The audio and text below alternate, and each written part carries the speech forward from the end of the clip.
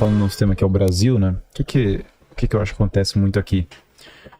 Muito dessa baixa autoestima que as pessoas têm vem do fato do brasileiro ele não enxergar o potencial. Acho que aqui vocês passaram por transformações de vida muito fortes, né? Que é uma...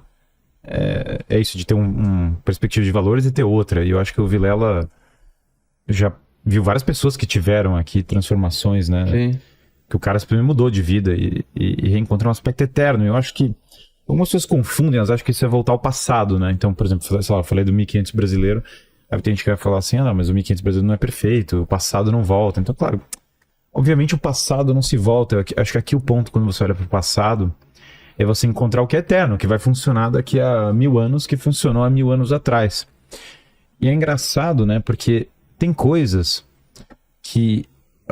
O Brasil, qualquer restauração do Brasil, qualquer restauração cultural do país, vai passar por coisas que são eternas, não por coisas que são perecíveis, não por coisas que são da moda atual, não por coisas que são do dia atual. O Brasil tem uma ordem constitucional mais antiga do que a americana, se você considerar as ordenações manuelinas. E a gente toda hora fala, a Constituição americana é tão antiga, é tão boa, não sei o quê. A nossa foi perdida. O Brasil tem um poder incrível, com uma população... com todo tipo de pessoas, com um potencial gigante. Então, o Brasil precisa muito, ao invés de ficar preso no momento atual, porque acho que no Brasil tem uma tirania do momento atual, é a fofoca do dia. Tem uma cultura muito forte de fofoca, tem uma cultura muito forte de notícia do dia, o ciclo eleitoral. Cada ciclo eleitoral, todo mundo está absorvido pelo ciclo eleitoral e ninguém pensa. O empresário mesmo, né, acho que vocês dois têm histórias de perceber um limite do materialismo também, porque o empresário mesmo, ele tá ali toda hora, beleza, o empresário tem que lucrar. Isso aí tá... A empresa não lucra, vai fechar a empresa, isso é meio óbvio. Beleza, as eleições têm uma relevância, vai mudar bastante coisa depois de uma eleição e tal. Só que se o cara é escravo desse momento presente, se ele tá toda hora no qual é o prazer que eu vou sentir hoje, qual é a nova fofoca, qual é o novo negócio. Você vê isso na cultura brasileira, todo mundo cresceu com a cultura a fofoca do dia, o último negócio, uma coisa meio noveleira, né? Que eu tenho que toda hora projetar a vida do outro. E aí eu acho que o empresário pensa muito, às vezes, de uma maneira muito materialista, que é, cara, eu preciso agora olhar só para o material, então, beleza, crescer uma empresa, mas ele começa a olhar para uma questão agora em que ele nega o transcendente e nega a origem desses valores. Então ele está saindo, ele não entende quais valores que sustentam uma cultura de trabalho e quais valores que podem sustentar uma mudança pessoal, familiar e nacional. Se você for para valores puramente materiais, você vai provavelmente achar que o Brasil não tem solução, que a sua vida não tem solução, ou que tantas outras, né? Eu imagino que vocês já tenham passado por momentos que vocês olharam e falaram, cara, se depararam com um teto. De certo, vocês acharam que eu resolver os problemas e não iam, né? Isso muda a perspectiva completamente, porque você pode falar, sei lá, nos últimos 4 anos o Brasil piorou. Beleza. Cara, mas a minha vida melhorou, entendeu? Eu sou infinitamente mais feliz do que eu era 4 anos atrás, porque eu me converti, eu voltei pra igreja, eu casei, eu tive meu primeiro filho. Então, assim, quando as pessoas saem dessa loucura da notícia do dia, tem um conceito muito bom do Richard Weaver, que é um grande pensador conservador do século passado, escreveu um livro chamado Ideias Têm Consequências. E ele fala da grande lanterna mágica, né? Que a grande lanterna mágica é aquilo que a oligarquia usa para deixar as pessoas hipnotizadas com o fato do dia. Então é a grande mídia, né, todo dia jogando um fato político na cara das pessoas, né, fazendo as pessoas engolir goela abaixo. E você fica hipnotizado pelo fato do dia, e você esquece de olhar para as coisas que são eternas, né? Você esquece de olhar para aquilo que é mais importante, você esquece de olhar para a sua própria vida. Eu acho que o que aconteceu no Brasil, nas eleições de 22, foi muito positivo, em certo sentido, porque muita gente foi...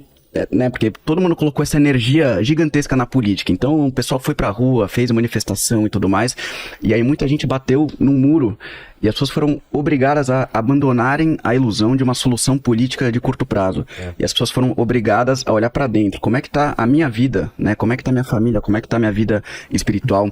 Eu acho que não estaria tendo essa onda de conversão, as igrejas católicas lotadas, as missas lotadas, né, isso 6 anos atrás, você ia na Nossa Senhora do Brasil, que é a paróquia que a gente frequenta, era completamente vazia. Hoje tem 8 missas no domingo, todas com gente abarrotada, gente pra fora.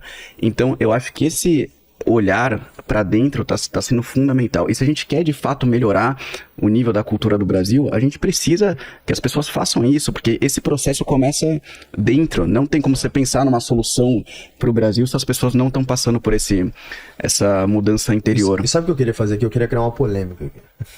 A polêmica é o seguinte, a gente conversou sobre isso ontem. Tanto a parte da direita quanto parte da esquerda brasileira, eu diria a maioria, é tosca. As pessoas não têm profundidade intelectual. Primeiro que você separar Brasil, esquerda e direita já é uma tosqueira gigante, porque não é assim que funciona. Né?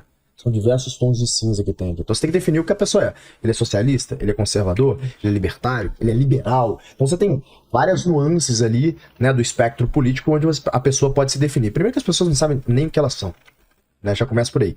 Só que tanto a direita quanto a esquerda não tem profundidade intelectual. Então, boa parte da turma que tá no chat aí, um brigando com o outro, um me defendendo, outro brigando comigo, das coisas que eu tô falando, eu sou contra, não sou a favor e tal. Desculpa, turma, mas vocês não têm profundidade intelectual pra analisar isso. E tá tudo bem, eu também não tenho por vários assuntos, né? Alguns eu me dedico um pouco mais a estudar porque eu gosto. Agora, a verdade é que quando a gente fala de debate político no país, sempre cai pras cartilhas, né? Ou é o esquerdista, ou é o bolsonarista. Então qualquer coisa que você falou que não é de esquerda é de extrema direita, né? Tudo é extrema direita. Existe a extrema direita e a esquerda no Brasil, né? É basicamente assim, né? E os debates são sempre muito rasos. As pessoas não têm capacidade de convergir em pontos. E eu tenho certeza que se você coloca a mim e a um comunista aqui na minha frente, mas que é uma pessoa... Eu sei que é difícil, mas talvez tenha. Alguém que seja intelectualmente ali responsável, né? E profundo. E se a gente debater, a gente vai convergir em alguns pontos. Porque o que todos nós concordamos. Ninguém discorda que as pessoas deveriam ter mais oportunidades na vida. Ninguém discorda que as pessoas deveriam ser mais felizes. Ninguém discorda que as pessoas deveriam ter acesso a uma boa educação, uma boa saúde, ter acesso a uma boa alimentação. Ninguém discorda disso. Conhece alguém que discorda disso? Não. Eu não conheço. Eu sei que as pessoas discordam no como. O que estamos alinhados. Então quando a gente vai numa discussão do como, aí você tem condição de haver convergências e debates inteligentes no Brasil. Mas eu tenho certeza, só de eu falar agora que a direita, assim como a esquerda, são toscas e muitas vezes somos muito rasos intelectualmente para debater, já vai ter gente que vai ficar chateado comigo. Por quê? Porque as pessoas não conseguem também ouvir críticas. Então qualquer tipo de crítica que você profere para as pessoas, e de novo, eu não estou criticando a pessoa, né? Estou criticando o que a gente faz com o debate. O nosso debate é muito tosco, pô. É muito ruim. Não existe convergência, não existe busca de convergência. Só existe interesse em ouvir a própria voz e fazer brados e fazer cortes para que os discursos ali que a turma faz ali em congresso, mas que o pessoal só tá ali no corte. Ninguém tá realmente debatendo nada. Eu falo com congressistas e ele fala assim, tá, você não tá entendendo. Sou advogado tributarista, o cara falando comigo assim, nego me passa ali uma reforma tributária de sei quantas centenas de páginas, que eu precisaria de meses pra estudar aquilo ali, o cara joga aquele negócio ali, faltando uma hora pra votação, e a turma vota. Ninguém leu nada, pô. E o cara dá discursos, se alguém escreveu aquele discurso lá, ele prepara o corte, vai lá e faz. É uma grande piada o debate político brasileiro. A gente não tem condição de convergência. Eles não tem uma visão de convergência. A gente só quer estar certo. Tanto um lado quanto o outro. Eu tô fazendo minha culpa aqui. Isso quer estar certo. Então, tipo, nós nunca vamos construir um país dividindo esse país de modo que a gente não busque ali durante a discussão uma convergência em alguns pontos. Então a gente tem que lembrar que a gente converge no quê? A gente só diverge no como. Pô, vamos discutir o como? Mas ninguém discute o como. Né? E eu realmente... Eu não sei qual é a solução, porque isso não é só Brasil, isso é mundo. Você vê o debate político que está acontecendo nos Estados Unidos agora, o primeiro debate do Trump e o Biden, cara, que é um show de horror. É uma brincadeira, pô. É interessante também porque, claro, o Biden tá muita dificuldade de falar, né? Pô, ele não consegue e completar isso, uma sentença. assim, é um negócio que chegou num nível, né? E você olhar o país mais rico do mundo e o presidente não tá conseguindo completar uma sentença bem preocupante. Claramente não é ele que governa. Você sabe que tem uma coisa sobre isso do Brasil, né? Eu lembro dos alunos, né? O Gabriel acompanhou esse período, ele tava lá. Eu tinha muita coisa de, cara, vamos botar a camisa do Brasil, vamos pra rua, agora vamos resolver tudo, todos os problemas vão ser resolvidos. E eu lembro que eu ria, eu falava, cara, qual é a chance de todos os problemas do Brasil serem resolvidos que você vai botar a camisa do Brasil? Assim, nada, e nada contra o cara ter essa atitude, porque eu compreendo 1.000.000%, 1.000.000%. Eu só acho que realmente os problemas são mais profundos que as pessoas imaginam. Então, se for direita e esquerda e olhando o contexto brasileiro, eu diria o seguinte: se você não for no limite das ideias, você vai começar a perceber que existe uma guerra espiritual nas pessoas. Não é simplesmente uma questão puramente material imediata. Ninguém morre pela taxa de juros. As pessoas não entregam a vida pela taxa de juros. Ninguém vive e morre. Um país não é construído porque, tô preocupadíssimo com a taxa de juros, vou entregar minha vida pra isso. É por isso que, em última instância, não existe o liberal. O cara fala, eu defendo o livre mercado. Tá bom, você entregaria a sua vida pela privatização da Petrobras? Cara, não existe isso. Não, você não entregaria, ninguém entregaria. E no final das contas é uma guerra de crença. As pessoas acreditam em algo. Narrativos. Mas é mais profundo que a narrativa, tem uma crença. Então, se você for levando até o limite essa visão de desconstrução da moral, de relativização das coisas, você vai chegar num ponto em que as pessoas vão relativizar pontos muito básicos. Então, essa história de símbolos satânicos é só uma expressão simbólica de algo que está mais profundamente na vida das pessoas. O cara está vendo uma vida em que o bem é chamado de mal e o mal é chamado de bem. A inversão moral vai acontecendo. Então, uma série de vícios vão sendo promovidos infinitamente. Então, o cara... tá sem dúvida. Imagina, se o cara tá trancado em casa, viciado em pornografia, viciado em maconha, o cara tá totalmente alheio ao que tá acontecendo, não tá lendo grandes livros, a dieta tá ruim, o cara tem aquela tristeza existencial, todos os valores estão perdidos, ele não gosta de família, ele não gosta de trabalho, ele não gosta de todas essas coisas. O que aconteceu é que a vida dele foi totalmente invertida, o resultado positivo não tem como vir, é impossível. Então, a própria liberdade, se o cara começar a exercer a liberdade de maneiras que não favorecem ele, vão destruí-la ele razoavelmente.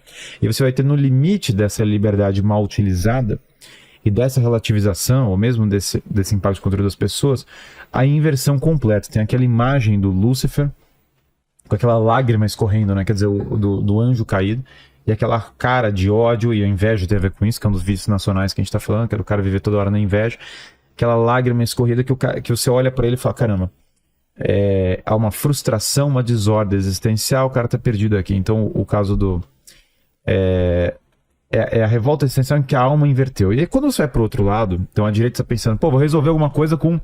É um princípio econômico, então o cara começa com essa história, a economia vai resolver.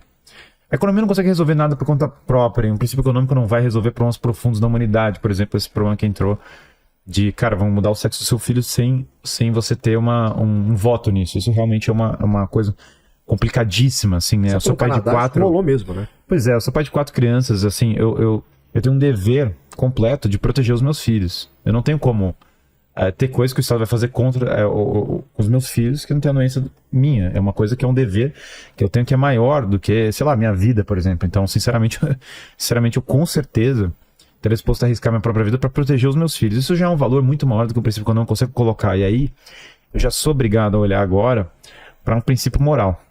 E aí, quando eu olho para esse princípio moral, eu sou obrigado a olhar para qual é a origem desse princípio moral.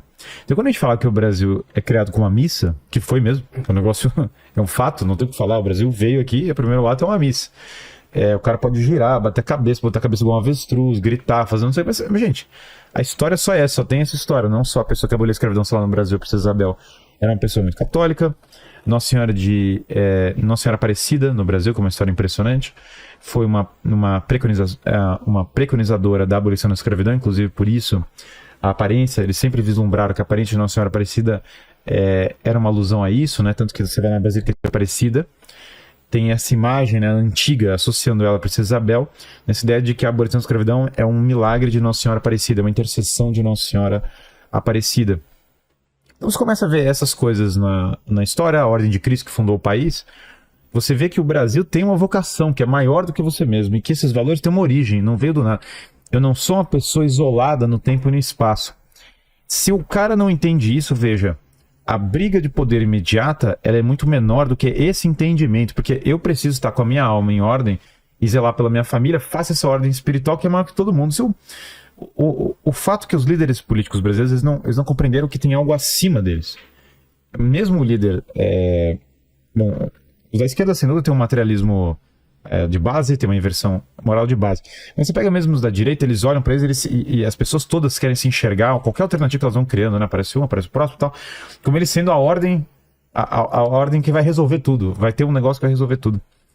Não estão olhando para esse aspecto civilizatório e moral que é maior do que a pessoa. E você tem que estar temente a isso. Porque quando você está temente a uma ordem maior do que você mesmo, isso transforma a sua vida completamente. O empresário que está no Brasil, ele consegue construir muitas coisas. Cara, o empresariado é fundamental, porque assim como a defesa é fundamental, o exército, a polícia, as tropas, é o que está segurando a linha entre a barbárie no país e a não barbárie. Assim como tem isso, o empresariado, claro que sustenta muito da estrutura econômica. Mas o empresariado, ele precisa... Claro, estrutura econômica, se você tirar os policiais, eu sempre gosto de fazer esse exercício, tira... tal grupo não é importante. Então tira todo mundo e faz. Arranca todos os empresários do país e vamos ver o que acontece. Revolta de A ideia de que vai dar tudo certo é insana. Vai começar a desabar tudo. Arranca todos os pais de família do Brasil.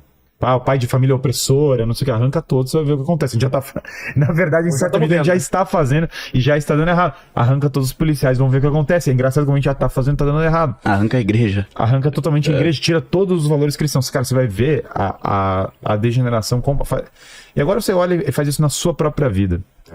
E quando você começa a fazer isso na sua própria vida, você tirar elementos de defesa, elementos de trabalho, elementos de família, elementos de religião, você começa a ver como isso, no fundo, mais do que uma batalha política imediata, é uma guerra espiritual, uma guerra de crença de valores. Você vai ou para um lado ou para o outro.